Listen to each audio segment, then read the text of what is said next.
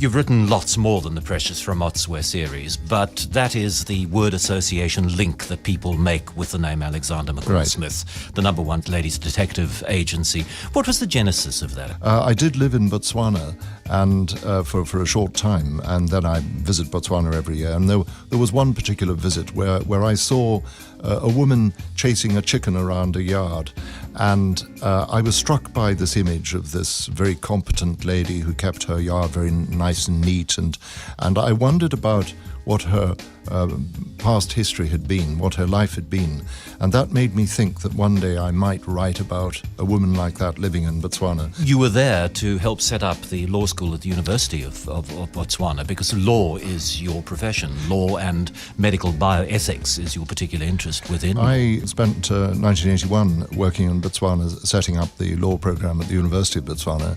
And so that was my first opportunity really to get to know the country. And then I continued it in my association with it. So it's only about 12 years ago that I became a full-time writer. Is it fair to say Precious from Motswe defines you as a writer? Sometimes I get a little bit fed up with that when I go into a bookstore and I see all my books put under, for example, crime.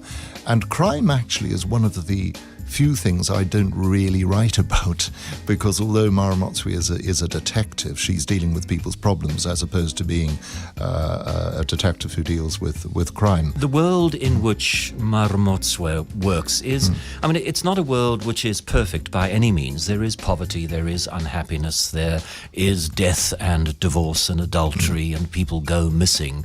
But it is such a sweet world, a world where you believe that in the end everything is going to be okay. And a lot of people seem to think that literature, and I suppose also they may apply this to other arts, should actually reflect confrontation and conflict and the harsh face of our world. You could say to the crime writers, okay, if you want to be socially realistic, deal with more common offences, deal with the majority of offences, which would be things like parking offences.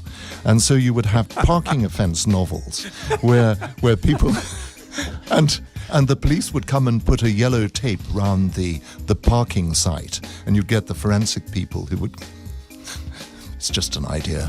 Not a very good one. No, I think... I can't imagine that being pitched successfully via your agent. I can't. I don't understand why nobody's done it, but there you are. You see, many good ideas aren't taken up.